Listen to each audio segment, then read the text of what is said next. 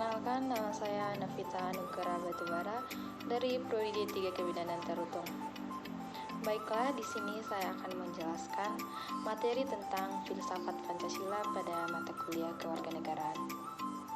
Di sini saya akan terlebih dahulu menjelaskan pengertian dari filsafat, di mana secara etimologi filsafat merupakan bentuk kata falsafat yang semula berasal dari bahasa Yunani yaitu philosophia yang terdiri dari dua kata yaitu philos atau phileinien yang berarti suka, cinta, mencintai, dan sophia berarti kebijaksanaan, hikmah, dan kepandaian ilmu. Filsafat dapat dipahami dengan meneliti objeknya. Para ahli menerangkan bahwa objek filsafat itu dibedakan atas dua, yaitu yang pertama objek material filsafat, yaitu objek pembahasan filsafat yang mencakup segala sesuatu baik yang bersifat material konkret seperti manusia, alam, benda, binatang, dan lain-lain, maupun sesuatu yang bersifat abstrak, spiritual seperti nilai-nilai, ide-ide, ideologi, moral, pandangan hidup, dan lain sebagainya. Kemudian untuk yang kedua itu objek formal filsafat, yaitu menyelidiki segala sesuatu itu guna mengerti hakikatnya sedalam-dalamnya. Objek formal ialah sudut pandang yang membedakan watak filsafat dengan ilmu pengetahuan. Selanjutnya itu saya akan menjelaskan ada beberapa pengertian filsafat Pancasila menurut para ahli. Yang pertama itu menurut Insinyur Soekarno. Menurut Insinyur Soekarno, filsafat Pancasila merupakan filsafat asli dari Indonesia yang diambil dari budaya dan tradisi Indonesia dan akulturasi budaya India, Barat, dan juga Arab. Kemudian yang kedua itu menurut Soeharto. Filsafat Pancasila mulai mengalami perubahan melalui para filsuf yang lahir dari Depdikbud. Semua elemen barat disingkirkan dan diganti dengan interpretasi dalam budaya Indonesia atau yang disebut dengan Pancasila Truly Indonesian.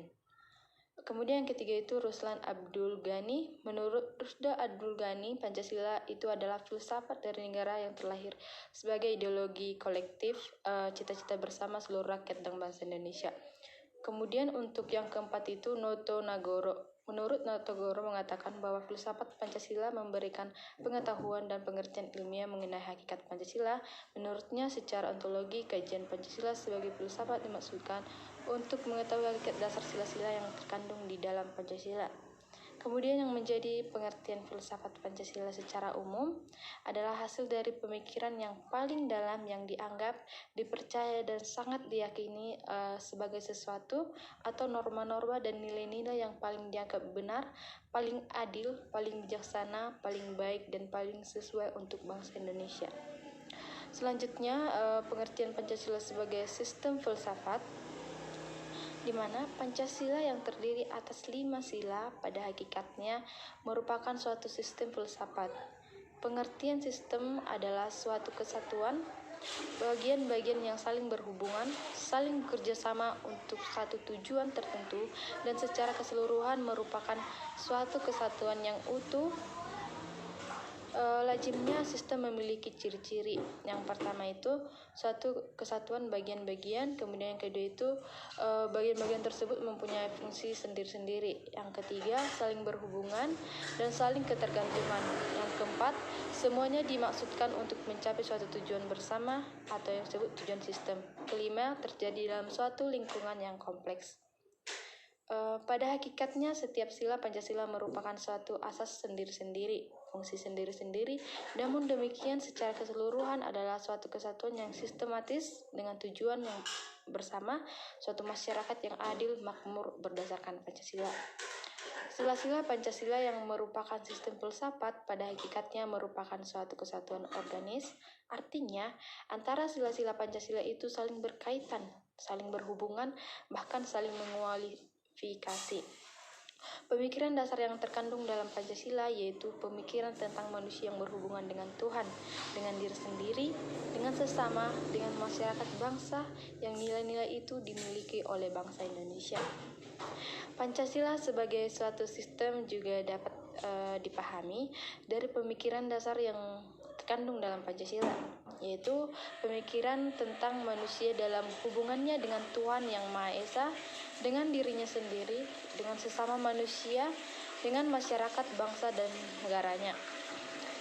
Pemikiran seperti ini merupakan pola pikir bangsa Indonesia.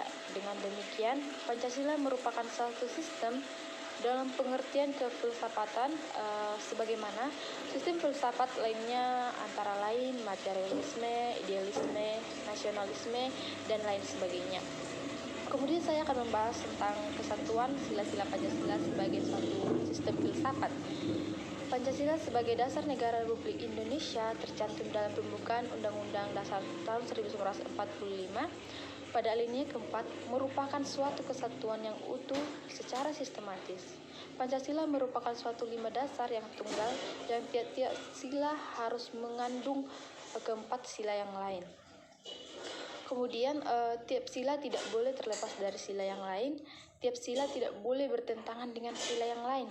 Pancasila sebagai dasar negara, kefilsafatan negara ditegaskan dalam pembukaan Undang-Undang Dasar tahun 1945, yaitu yang pertama, ketuhanan yang Maha Esa, kemudian yang kedua itu kemanusiaan yang adil dan beradab, yang ketiga persatuan Indonesia, yang keempat kerakyatan yang dipimpin oleh hikmat kebijaksanaan dalam permusyawaratan perwakilan, dan yang kelima itu keadilan sosial bagi seluruh rakyat Indonesia. Kemudian, secara filosofis, Pancasila sebagai suatu kesatuan sistem filsafat memiliki dasar ontologis, dasar epistemologis, dan dasar aksiologis sendiri yang berbeda dengan sistem filsafat yang lainnya. Misalnya, materialisme, liberalisme, dan sebagainya. Kemudian ada tiga yang menjadi dasar sila-sila Pancasila. Yang pertama itu dasar ontologis sila-sila Pancasila. Nah, dasar ontologis Pancasila pada hakikatnya adalah manusia yang memiliki hakikat mutlak, monopluralis. Oleh karena itu, hakikat dasar ini juga disebut dasar antropologis. Kemudian untuk yang kedua itu dasar epistemologis sila-sila Pancasila. Dasar epistemologis Pancasila pada hakikatnya tidak dapat dipisahkan dengan dasar ontologisnya.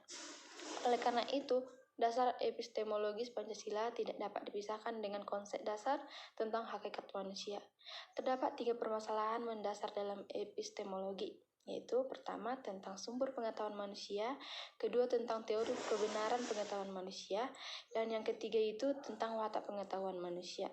Kemudian untuk yang ketiga itu dasar aksiologis sila-sila Pancasila. Sila-sila Pancasila sebagai suatu sistem filsafat juga memiliki satu kesatuan dasar aksiologisnya, yaitu nilai-nilai yang terkandung dalam Pancasila pada hakikatnya juga merupakan suatu kesatuan. Terdapat berbagai macam teori tentang nilai dan hal ini sangat tergantung pada titik tolak dan sudut pandangnya masing-masing dalam menentukan pengertian nilai dan hierarkinya. Kemudian selanjutnya saya akan membahas tentang Pancasila sebagai ideologi bangsa dan negara Indonesia. Perlu diketahui secara etimologis, ideologi berasal dari bahasa Yunani yaitu eidos dan logos. Eidos berarti gagasan dan logos berarti berbicara atau ilmu. Maka secara etimologis ideologi adalah berbicara tentang gagasan atau ilmu yang mempelajari tentang gagasan. Gagasan yang dimaksud di sini adalah gagasan yang murni, ada dan menjadi landasan atau pedoman dalam kehidupan masyarakat yang ada atau berdomisili dalam wilayah negara di mana mereka berada. Adapun yang menjadi ciri-ciri ideologi adalah sebagai berikut. Yang pertama, mempunyai derajat yang tertinggi sebagai nilai hidup kebangsaan dan kenegaraan. Kemudian kedua itu, oleh karena itu mewujudkan suatu asas kerohanian, pandangan dunia, pandangan hidup, pedoman hidup, pegangan hidup yang dipelihara, diamalkan, dilestarikan kepada generasi berikutnya, diperjuangkan dan dipertahankan dengan kesediaan berkorban. Kemudian pengertian Pancasila sebagai ideologi bangsa. Pancasila sebagai ideologi bangsa adalah Pancasila sebagai cita-cita negara atau cita-cita yang menjadi basis bagi suatu teori atau sistem kenegaraan untuk seluruh rakyat dan bangsa Indonesia, serta menjadi tujuan hidup berbangsa dan bernegara Indonesia. Selanjutnya, pengertian Pancasila sebagai ideologi terbuka, yang dimana ideologi terbuka berarti ideologi yang dapat berinteraksi dengan ideologi yang lain. Artinya, ideologi Pancasila dapat mengikuti perkembangan yang terjadi pada negara yang lain yang memiliki ideologi yang berbeda dengan Pancasila dalam berbagai aspek kehidupan masyarakat. Hal ini disebabkan karena ideologi Pancasila memiliki nilai-nilai antara lain yang pertama nilai dasar, yaitu hakikat kelima sila Pancasila. Kemudian yang kedua itu nilai instrumental yang merupakan arahan, kebijakan strategi, sasaran, serta lembaga pelaksanaannya. Kemudian nilai yang ketiga itu nilai praktis, yaitu merupakan realisasi nilai-nilai instrumental dalam suatu realisasi pengalaman yang bersifat nyata dalam kehidupan sehari-hari dalam masyarakat, berbangsa, dan bernegara. Kemudian untuk selanjutnya, saya akan membahas tentang apa saja yang menjadi fungsi filsafat Pancasila. Yang pertama, sebagai jiwa bangsa Indonesia. Setiap bangsa di dunia memiliki jiwanya sendiri. Bagi bangsa Indonesia, Pancasila adalah jiwa yang telah memainkan peranan penting dalam kehidupan. Kemudian untuk yang kedua, sebagai kepribadian bangsa Indonesia. Filsafat Pancasila berfungsi sebagai kepribadian dan ciri khas bangsa Indonesia, serta menjadi ciri pembeda di antara bangsa lain di dunia. Kemudian yang ketiga itu sebagai sumber dari semua sumber hukum. Indonesia adalah negara hukum yang menerapkan hukum secara adil berdasarkan peraturan yang berlaku. Dalam hal ini, fungsi filsafat Pancasila merupakan sumber dari seluruh sumber daya hukum di Indonesia.